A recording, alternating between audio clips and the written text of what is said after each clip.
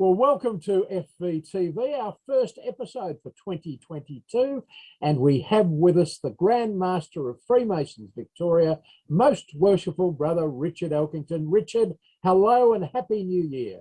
And Happy New Year to you and to all of our brethren and their families who might be watching this particular video, which we're cutting this afternoon. Richard, it has been almost a month since the start of the year. Some viewers will be watching this as the calendar goes into February. And once Australia Day arrives, we tend to get back into business, and Freemasons Victoria is no exception. You've already been out and about at lots of places, and you really haven't had a break. The office stayed open, apart from a little break, and even then, that's right, skeleton staff. What's happening in Freemasonry heading into February 2022? No, there's a lot happening actually. It's probably on the administrative front rather than the face-to-face meetings of brethren front. There's a number of things happening all over. Firstly, there's been a whole series of meetings dealing with the appointment of the various councils in the organisation, which has principally been with really in the change management space. So an awful lot of stuff is happening in the change management space. We're planning exercises like a Masonic festival for around about mid-year. So there's been a number of Zoom meetings about that. We're planning also looking at a leadership framework. I think I'm sure we've spoken on these videos in the past about the fact that Freemasonry is a teaching and learning institution. And so I'm very keen, as a number of other people are, to impart skills and training to our members, to offer them the opportunity to participate in various tranches and various layers of leadership training. And so we've been planning for that with expert advice right across, not only across Freemasons Victoria, but other parts of the co-branded organisation as well, including our partners in Chamar. And so there's been a lot happening in the administrative space. I've also taken the advantage of going to a number of face-to-face meetings, although... Tell us about those. Well, they're fantastic, actually. One thing that makes this year, can make the end of the year, this time of the year, quite boring, really, is you don't get an opportunity to go out and meet people as much as you would at normal time of the year. Well, you went to Baxter recently for Royal Select. I went to the Baxter last night for the Royal and Select meeting, where we had a relatively small number meeting, but it's part of Freemasonry, and it was. I had a lot of fun. The ritual's really great in the Royal and Select. On Wednesday, I went to the Bayside / Central / Western District Australia Day barbecue. What a fantastic idea that was, which makes you wonder. I'm sure we have barbecues all across Victoria of our brethren meeting to celebrate Australia Day, to celebrate the fact we're Masons having a good time. In this instance, 3 districts got together with about 120 people, and they celebrated not only Freemasonry, but raised money for some charitable purposes, which really used to go to helping those who really need help at Christmas time, to bring joy and dignity to those in our community who can at least afford to buy presents and other provisions at Christmas. So we raised $6,000. So that was a fantastic day of fun and helping charitable organisations. I've been to a number of other sort of meetings, although I've got to say there's a bit of tentative nature about meeting face to face because of the high number of Omicron cases in our community. But as we've said in a number of communications on this particular subject, we're not dictating to lodges whether they should meet or not. It's up to them. And so if lodges are concerned about the welfare of their own members, they'll choose not to meet or meet under different circumstances. So I get a lot of joy personally out of going to face-to-face meetings because I like talking, probably the reason why. But also, what's more important than talking is listening. And so I like hearing about members' experiences and the things that they like and often the things they don't like. So I actually like getting out there and meeting people. And so we've been doing a bit of that and really looking forward to sort of raising the level of activity, as you quite rightly said, after Australia Day. And I should also add that we've got an accelerated program of training, ceremonial ritual training for the 2022 Grand Lodge ceremonial team. So Richard, that's building up to the Grand Reinstallation. Yes. And that's Saturday, March the 26th, and that's going to be held at Freemasons Bayside. Yes. And the decision's been made to have a grand banquet at the Park Hyatt, no less. Exactly. I'm really looking forward to this. We've managed to keep the costs down to a minimum. So there'll be a low-cost grand installation. Costs really are incurred at a grand installation because we need to provide refreshment, hospitality in association with the event. There'll be an event for partners, which will run concurrent with a rehearsal. We also have to have a quarterly communication on the same day, and there will be a banquet at the Park Hyatt on Saturday night, which will be, it's a pretty good location, but we've managed to keep the costs to a reasonable level. I know I'd rather just have a chicken parmigiana on a bed of chips, but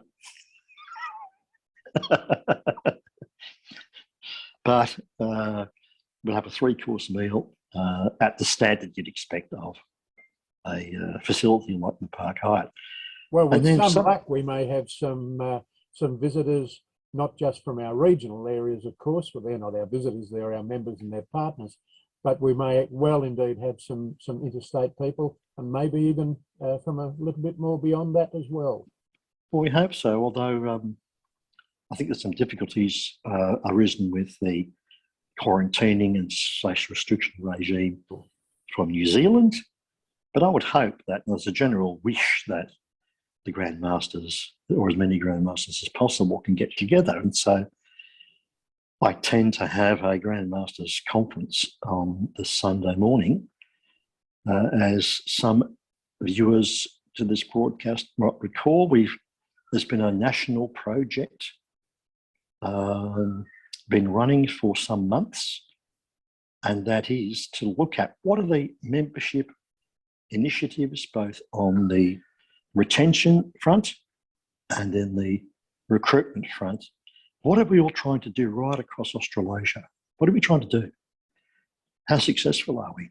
What can we learn from what others are doing? So it's expected to be a presentation of the outworkings of that process, which has involved the grant secretaries right across the country and senior membership people like our grant superintendent of membership.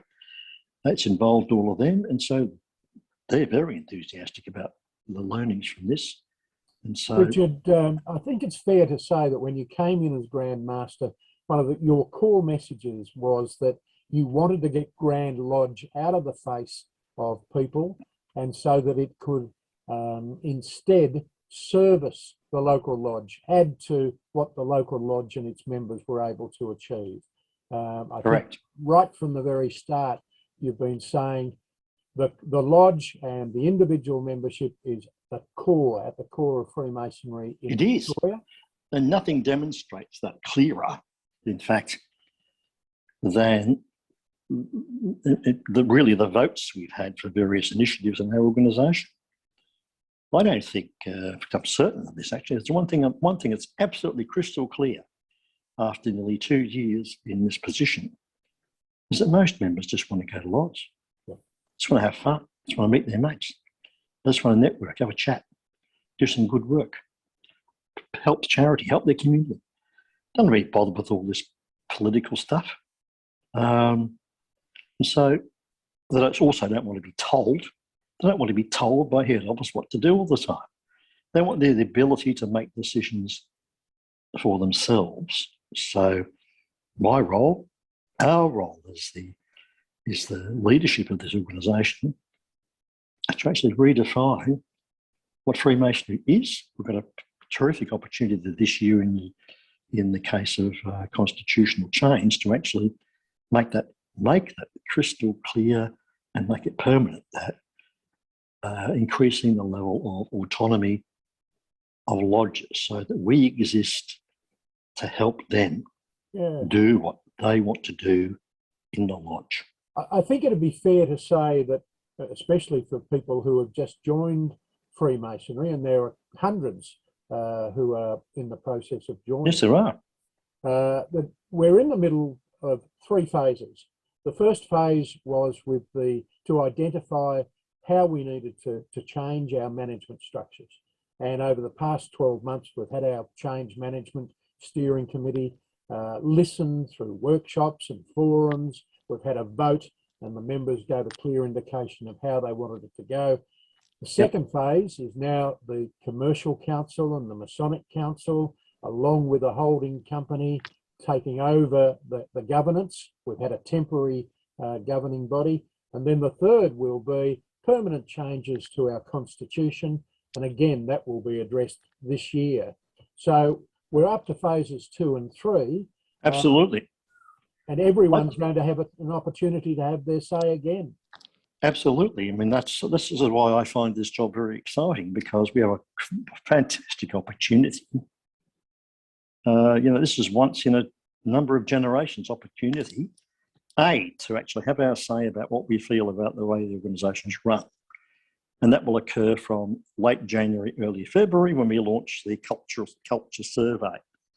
And what we think will happen after that, after as many people, that's why I'm encouraging as many people, many of our brethren as possible to actually fill the survey out. So there's no survey that someone can do on their computer in the privacy of their own home. Yep. It has, I don't know, something like 50 questions. Something like that. You don't have to participate. It's not compulsory. Not compulsory. But it's an opportunity for people to have their say and to identify the things that they would like to see done better and the emphasis that they would like to have played out. Absolutely. And that survey will feed into a number of other activities occurring within the organisation, like the framework for training and development, like the use of social media, like how do we expect people to behave towards each other? How do we train our members or educate our members on what the meaning of the ritual is?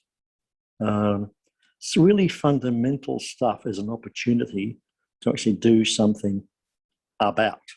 Over the coming month or so, one of our grand chaplains, very worshipful brother Felix Pintado, is producing a video about cultural behaviour and what constitutes good behaviour. That's exactly right. And he's linking it back to culture, and he's linking it back to the teachings and principles and tenets of Freemasonry. That's what we want to get back to. This is not rocket science. Actually, we think we know what the teachings are, but how much time do we spend talking about it? So discussing what does it mean? Do you think you would describe this year as getting back to basics? Absolutely. Culture, governance, constitution. Got a really terrific opportunity to change our constitution, to make our organisation the best it can possibly be. And it's really exciting. That runs alongside people getting back to lodge and really enjoying themselves in a way that they haven't been able to do for a couple of years at least. Well, that's right. I mean, I keep referring to the grand team as the Coven Kids because they were supposed to go in April 2020, and they're coming out in end of March 2022. So everybody's had, as have lodges, a quite disturbed meeting schedule. You know, we've got masters who have been as masters for 3 years. I think, and I detect this when I go to face-to-face meetings. It's a high degree of enthusiasm to get back, high degree of enthusiasm to participate in ritual and ceremonial, to enjoy the best aspects of that our lodges can offer, and also we're always interested in what people have to say, in their contribution. One of the exciting things about this job is to see the innovation, the thinking that comes from involving new people in designing our activities. And there's a lot of skill out there amongst our 7,600 and whatever members. It's a lot of enthusiasm. You just got to harness it. Don't need a lot of consultants to tell us that, do we, Ash?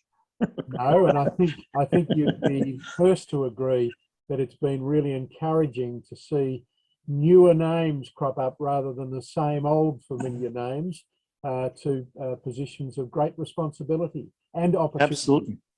Absolutely.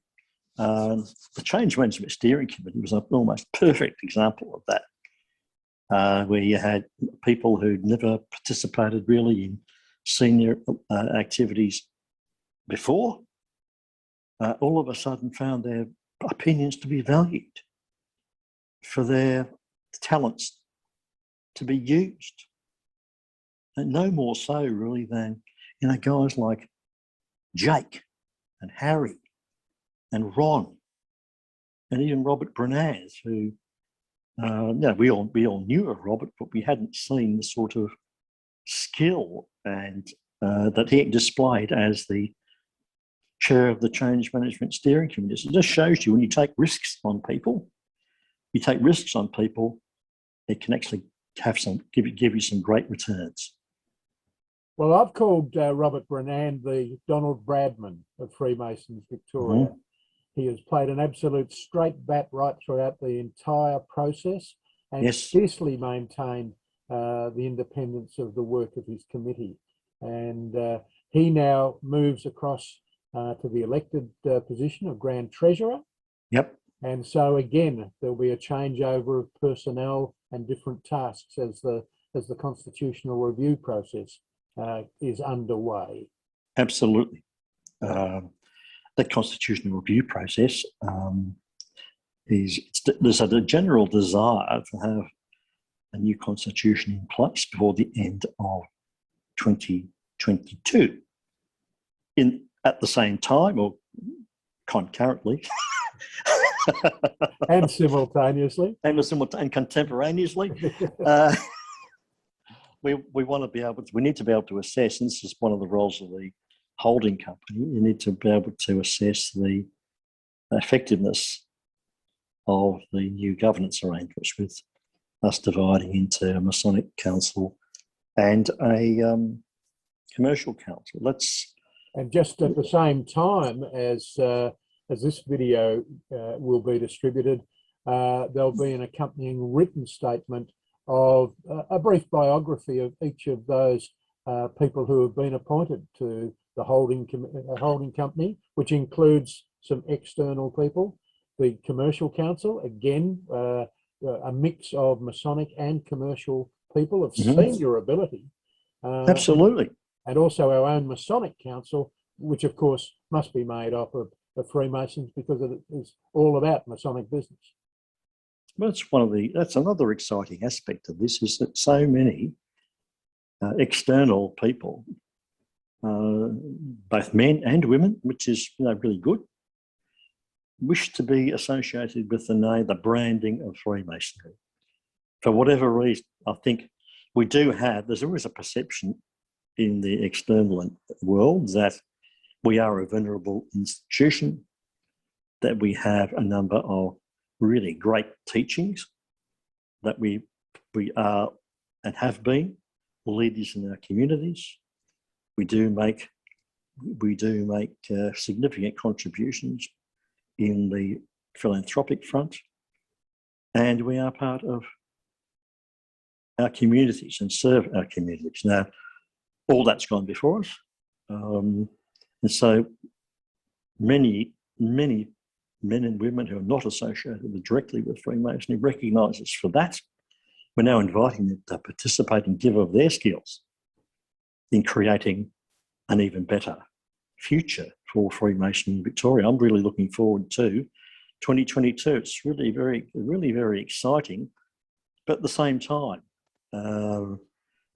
time, allowing our lodges just to get on with it, to be making decisions about their future without restrictions, unnecessary restrictions on the way they can operate from, if you like, head office. Okay. Well, Richard, I think with those final words, we get the clear message that 2022 is going to continue to be an exciting time. Absolutely.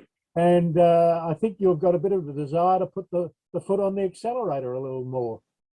How can you tell, Ash? It's going to be an exciting year for everyone, with lots of lodge participation and lots happening to I guess, prepare Freemasonry for the next number of decades of the 21st century. Just a final advert. One of the things I really like going to is the Sunday night at the Masonic movies. And so Brendan Kine and the Lodge of Research have done lots of innovative stuff in the last couple of years. They do a bit of a search and find movies, YouTube stuff of various items of Masonic or quasi-Masonic interest, and then they show it on Sunday night at 7:30, and then there's a panel discussion about what it might mean for for us. What are the learnings from this? And so last Sunday night, we had Knight. I think it's Christopher Knight talking about the Hiram key, and that caused a lot of consternation. And the Sunday night from the movie sessions you can watch from your own home. You just click on the link, and you can participate free of charge and stay around for the discussion if you want. Correct. Yeah. Well, we've got it. We've got it on all fronts. Richard, thank you very much for your time in this session of FVTV. We've been speaking with our Grand Master, Most Worshipful Brother Richard Elkington. Thank you for your time, Richard. My pleasure. Thank you.